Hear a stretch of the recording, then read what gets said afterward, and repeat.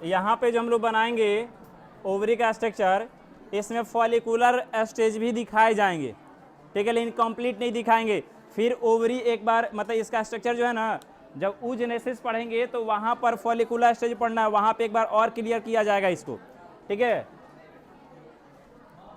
तो अभी केवल फिजियोलॉजी के बेसिस पे इसको पढ़ लो।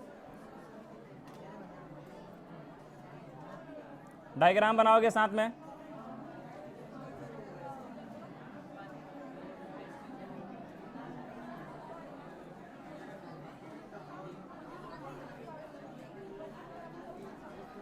अरे देखो, तब बिना छिले हुए मूंगफली के जैसा ओवरी दिखाई देता है, तो बताए थे। अब इसमें पूरा डिटेल करना है। तो ये सुनो, ओवरी जो है इसका सबसे बाहरी परत किसका बना होता है? तो जर्मिनल एपिथेलियल टिश्यू का बना होगा। और यहाँ पे जो कोशिकाएं होंगी जर्मिनल एपिथेलियल की, ये घन की आकृति की होंगी।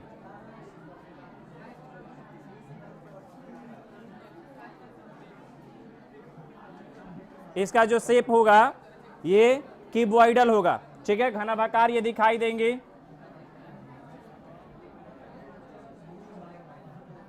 तो बाहर का जो परत हो गया ये किसका हो गया? जर्मिनल एपिथेलियल टिश्यू का। जर्मिनल एपिथेलियल टिश्यू, तो जर्मिनल एपिथेलियल टिश्यू से बना हुआ है बाहरी परत इसका। इसके बाद से दूसरा जो परत होगा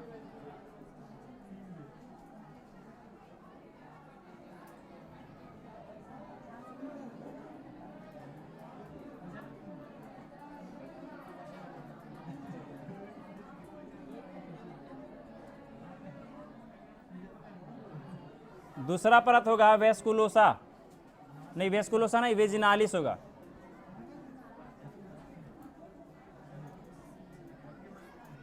वेजिनालिस, ठीक है। और उसके अंदर क्या होगा? तो कुछ लिक्विड इसमें भरे रहेंगे। तो इसमें जो लिक्विड भरा रहेगा उसका अलग अलग नाम होगा, ठीक है। वैसे इसके लिक्विड को एस्ट्रोमा कहा जाएगा। इसमें जो लिक्विड है इस एस्ट्रोमा कहा जाएगा। एस्ट्रोमा के दो परत होंगे, मतलब दो पार्ट में ये बटे होंगे। बाहर की ओर यानी कि आउटर सरफेस की ओर जो लिक्विड है इसे बोल दिया जाएगा कॉर्टेक्स, और अंदर जो है उसे बोलेंगे मेड्यूला, और दोनों को एक साथ क्या कहेंगे? एस्ट्रोमा, ठीक है। यानी कि ओवरी के अंदर जो लिक्विड होगा उसे हम लोग एस्ट्रोमा कहेंगे। और एस्ट्रोमा के दो मतलब कि कह लो कि पार्ट बन जाएगा। एक जो सरफेस के साइड में रहेगा, किनारे किनारे पे रहेगा, वो कॉर्टेक्स, और बीच वाला मेडुला। कॉर्टेक्स जो होता है वो मतलब उसका घनत्व तो थोड़ा कम होता है, और मेडुला का घनत्व तो ज़्यादा होता है। वैसे ये पूरी तरह से लिक्विड नहीं होता है, कनेक्टिव टिश्यू अंदर भरा रहता है। ये चीज़ यहाँ पे आता है ना। तो कॉर्टेक्स मेडुला हो जाएगा और दोनों के एक साथ एस्ट्रोमा कह दिए। अब इसके अंदर कुछ फॉलिकल्स बनने शुरू होते हैं। मतलब ये इतना ओवरी का एक समझ लो कि फिजियोलॉजिकल डायग्राम हो गया। अब इसमें कैसे फॉलिकल्स बनते हैं? तो ये जर्मिनल एपिथेलियल टिश्यू जो है देखोगे, तो ये जर्मिनल एपिथेलियल टिश्यू ये टूटते हैं, और टूट करके क्या करते हैं? तो छोटी छोटी कोशिका बना देते हैं, ठीक है। तो ये जो छोटी छोटी कोशिका है ये क्या होती है? तो एग मदर सेल, ये होती है egg mother cell.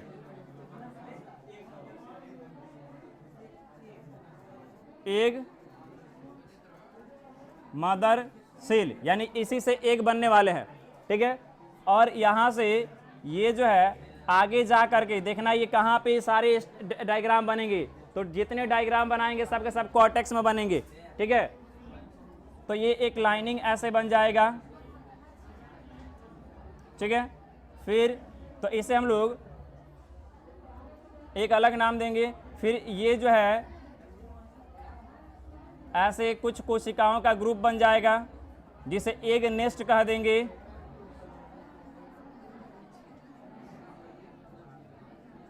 Egg nest हो जाएगा, ठीक है। और एग नेस्ट जो है ये किस में कन्वर्ट होगा, तो प्राइमरी ओवेरियन फॉलिकल में कन्वर्ट हो जाएगा।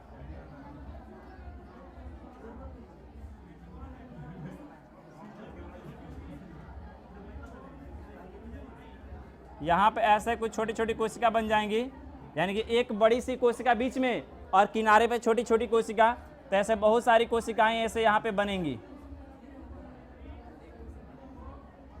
जिसे क्या बोलेंगे,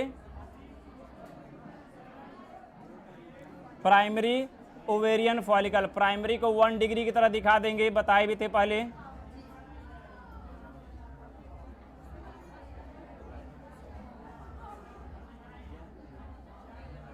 प्राइमरी ओवेरियन फॉलिकल हो गई, ठीक है।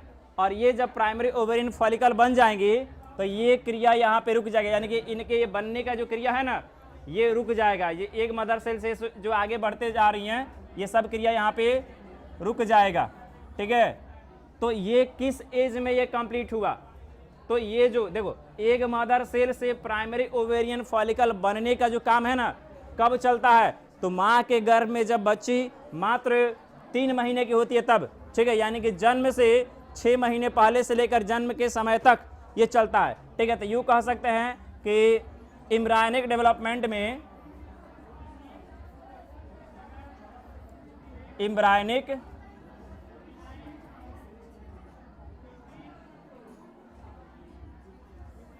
स्टेज में कब से कब तक, तो 3 से 6 मंथ है ना, 3 to 6 मंथ, इस टाइम पे ये बनता है। क्या बनता है, तो ये फॉलिकुलर स्टेज चलता है, ठीक है, जिसमें प्राइमरी ओवेरियन फॉलिकल बन जाते हैं।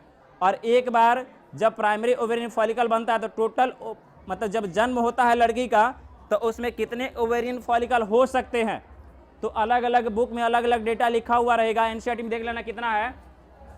इसमें मतलब माना जाता है कि टोटल प्राइमरी ओवेरियन फॉलिकल का संख्या 4 लाख, ठीक है। 4 लाख जो है प्राइमरी ओवेरियन फॉलिकल होते हैं। कब, तो जब बच्ची का जन्म होता है तब, जब लड़की जन्म लेगी तो 4 लाख ओवेरियन फॉलिकल रहेंगे।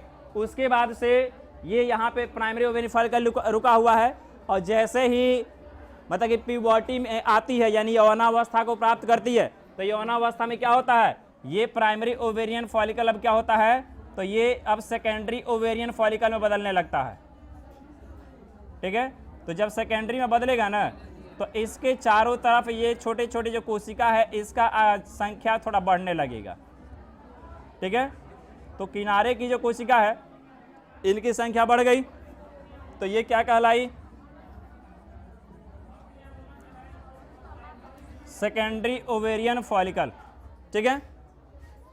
तो जब ये लड़की मतलब कि कब यौनावस्था में जब आएगी तो वहाँ पे 60,000 से 80,000, ठीक है। सेकेंडरी ओवेरियन फॉलिकल कह लो कि मतलब कि सेकेंडरी ही नहीं प्राइमरी ही बोलेंगे कि प्राइमरी जो ओवेरियन फॉलिकल है वो उस स्टेज में, यानी कि जब वो प्यूबर्टी को अटेंड की उस स्टेज में इसका संख्या 60,000 से 80,000 तक होता है। के का मतलब होता है किलो, किलो मतलब 1000, ठीक है। तो 60,000 से 80,000 तक इसका संख्या होता है, ठीक है। अब ये जो प्राइमरी सेकेंडरी ओवेरियन फॉलिकल जो है ये आगे और परिपक्व होती है, ठीक है, और एक ऐसी फॉलिकल बनती है जिसे हम लोग ग्राफियन फॉलिकल कहते हैं। यानी कि ग्राफियन फॉलिकल जो होती है मैच्योर होती है पूरी तरह से। ऐसा जो ये जो बनी ये इसको ग्राफियन फॉलिकल कहेंगे।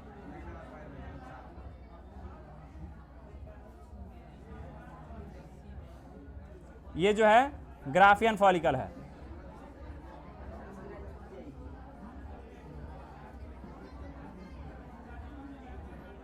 ठीक है। तो ग्राफियन फॉलिक, थोड़ा ग्राफियन का स्पेलिंग देखोगे, PHA देखो तो उसमें एनसीईआरटी में स्पेलिंग इसका एफ है, PH है ग्राफियन में। ला इधर बुक ला, ढूंढते रह जाएगा। देखो तो जब ग्राफियन बनेगी ना तो ग्राफियन जब टूटेगी तो इसमें से क्या होगा, ये जो है सेकेंडरी ओसाइट बाहर निकलेगा। अभी सेकेंडरी ओसाइट ही है, ठीक है। तो ये ग्राफियन के टूटने से क्या होगा,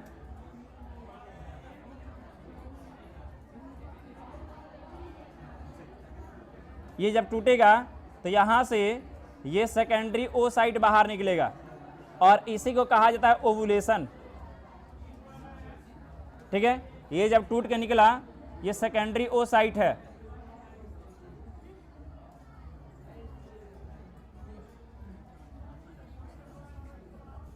ठीक है, सेकेंडरी ओसाइट ये टूट के बाहर निकला और बाकी ये सब जो बचे हुए हैं ये क्या होंगे, तो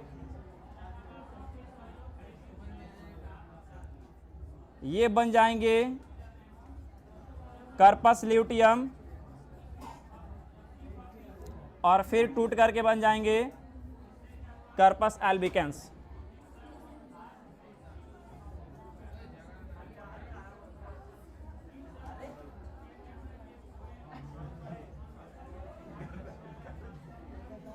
ठीक है, ऐसे ये सब बन जाते हैं और टोटल ये होता है ओवरी का स्ट्रक्चर। तो ये ओवरी का जो स्ट्रक्चर हो गया, इसमें सबसे पहले बाहर का जो लेयर है, बाहरी परत किसका बना होता है, जर्मिनल एपिथेलियल टिश्यू का। ठीक है, तो जर्मिनल एपिथेलियल टिश्यू का बना है, यानी कि यही जर्मिनल एपिथेलियल टिश्यू में जब विभाजन होगा तो ये आगे जा करके ओबम को बनाने का काम करेगी। ठीक है, तो ये जर्मिनल एपिथेलियल टिश्यू के बाद का जो परत होगा, दूसरा परत, उसे क्या कहेंगे, वेजिनालिस, ये हो जाएगा।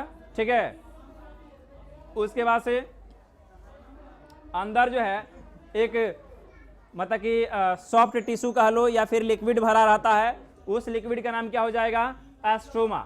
और एस्ट्रोमा दो टाइप के हो जाएंगे, एक जो कि किनारे पे पाया जाता है साइड साइड में, उसे कॉर्टेक्स बोलेंगे, और बीच में जो होता है मेडुला कहेंगे। तो कॉर्टेक्स का डेंसिटी थोड़ा कम होता है, मेडुला का ज्यादा होता है। ये इतनी बात हो गई। अब यहाँ पे क्या है, ये जर्मिनल एपिथेलियल टिश्यू जब माइटोसिस सेल डिवीजन करती है, उसके बाद से ये एक मदर सेल बनाती है। यही एक मदर सेल अपना शेप चेंज करती है तो एक नेस्ट बनता है। एक नेस्ट से प्राइमरी ओवेरियन फॉलिकल बनते हैं। ठीक है, प्राइमरी ओवेरियन फॉलिकल की संख्या कितनी होती है, जब बच्ची का जन्म होता है तो 4 लाख तक, अलग अलग बुक में इसका डेटा अलग हो सकता है। ठीक है, तो 4 लाख तक ओवेरियन फॉलिकल का संख्या हो गया। और उसके बाद से ओवेरियन फॉलिकल ये बनता कब तक है, मतलब प्राइमरी ओवेरियन फॉलिकल जो है कब तक बनेगा, तो जब एम्ब्रायनिक स्टेज चल रहा है, माँ के घर में जब बच्ची पल रही है, उस समय पे मतलब प्रेगनेंसी के तीसरे से छठवें महीने तक, नहीं तीसरे से नहीं, तीसरे से 9वें महीने तक, ये छठवा हो गया ना, 9वां महीना होगा, 6 महीने का टाइम चलता है। ठीक है, तो तीसरे से 9वें महीने तक ये चलता है, यानी कि जन्म के समय जाके ये रुक जाता है। जब जन्म के समय ये प्राइमरी ओवेरियन फॉलिकल बन गए हैं तो टोटल संख्या कितना हो गया, 4 लाख। ठीक है, और उसके बाद से बच्ची का जन्म होता है, जन्म के बाद से क्या होता है, तो ये जब वो प्यूबर्टी में जाती है, मतलब यौनावस्था को जब प्राप्त करती है, तो उस समय प्राइमरी ओवेरियन फॉलिकल में चेंज होने लगते हैं, कुछ बदलाव होने लगते हैं। तो प्राइमरी ओवेरियन फॉलिकल किस में चेंज होती है, सेकेंडरी ओवेरियन फॉलिकल में। ठीक है, और सेकेंडरी ओवेरियन फॉलिकल जो है परिपक्व होती है तो ग्राफियन फॉलिकल बनाती है। ग्राफियन फॉलिकल से सेकेंडरी ओसाइट बाहर निकलता है।